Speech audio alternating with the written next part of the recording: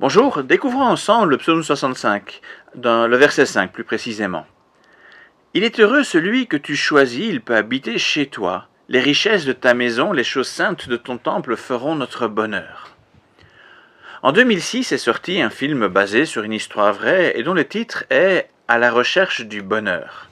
C'est un film poignant qui raconte l'histoire d'un homme qui se bat pour offrir le bonheur à sa famille.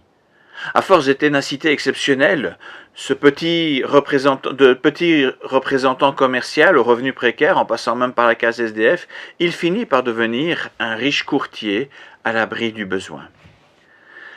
Si ce film fut un beau succès, au-delà de l'excellente prestation des acteurs, c'est parce qu'il touche au grand rêve de la majorité des gens. En Amérique, on appelle ça le grand rêve américain, partir de rien et terminer dans la soie. On présente ceux qui ont pu réaliser ce rêve comme des héros à l'image de celui du film. Même si nous disons le proverbe « l'argent ne fait pas le bonheur », les cœurs ajoutent bien souvent « oui, mais il y contribue ». Malgré le fait que tout le monde sait que le bonheur peut provoquer de grands malheurs, force est de constater que l'argent demeure toujours en bonne place dans la recherche du bonheur dans ce monde. C'est d'ailleurs ce que le film montre.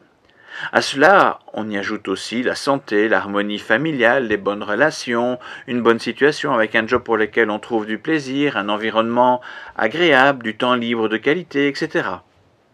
Il est vrai que, avec un usage raisonnable, ces choses égayent notre vie et offrent un certain bonheur. Et il est vrai aussi qu'il existe dans ces domaines malheureusement beaucoup d'injustices qui empêchent un grand nombre de goûter à ce bonheur présent. Et il est normal de chercher davantage de justice en la matière. Toutefois, cela ne doit pas nous empêcher de regarder plus loin que cette situation présente. Des gens vivent un vrai bonheur maintenant. Et pourtant, c'est tout ce qu'ils ont, rien de plus que le présent. Il existe pourtant un bonheur bien plus grand encore, le bonheur d'être proche de Dieu, d'être invité dans sa maison. Le psalmiste parle du temple car ce lieu terrestre concrétise en quelque sorte la présence de Dieu. Mais évidemment, la présence de Dieu est une source de bonheur qui révélera pleinement l'étendue, son étendue de ses richesses dans l'au-delà. Je peux voir des gens heureux maintenant et pourtant ressentir à leur égard de la tristesse, car c'est peut-être le seul bonheur dont ils profiteront. Dans un autre psaume, il est écrit « Un seul jour dans les cours de ton temple vaut mieux que 1000 autres passés ailleurs ». C'est à nouveau le temple qui est mentionné pour évoquer la présence de Dieu. Par ailleurs, dans la langue hébraïque, quand on parle de 1000, c'est une façon de parler d'une forme d'infinité.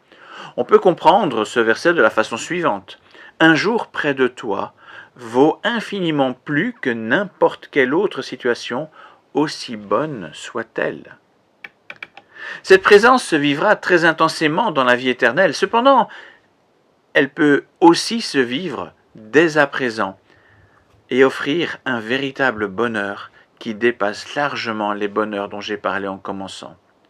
Ce bonheur procuré par la présence de Dieu ne dépend pas de l'argent, ni de la santé, ni de la justice. C'est pourquoi, même si nous étions fort dépourvus de ce qui peut faire le bonheur présent dans ce monde, nous ne sommes pas condamnés au malheur pour autant. Avec Dieu, nous trouvons ce bonheur qui surpasse tous les autres, un bonheur de loin plus désirable. Autour de nous, beaucoup se donnent bien du mal à la recherche du bonheur éphémère. Nous pouvons toutefois aller prioritairement à la recherche d'une autre forme de bonheur, un bonheur durable, un bonheur présent et à venir. Ce bonheur se découvre en regardant la main de Dieu agir, en méditant sa parole, en voyant comment Dieu veille sur et honore ceux qui reconnaissent sa souveraineté. L'expérience montre que les chrétiens qui cherchent cette présence de Dieu dans leur vie ont un bonheur en paix, un cœur en paix.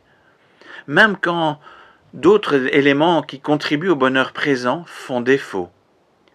Et à l'heure de partir de cette terre, quand tous les bonheurs terrestres s'évanouissent, la paix et la joie de Dieu les saisissent encore.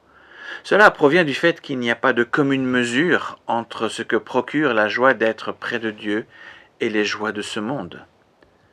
Comme vœu de bonheur, je ne peux donc je ne peux espérer mieux que nous profitions pleinement de la proximité avec notre Père Céleste, de sa présence.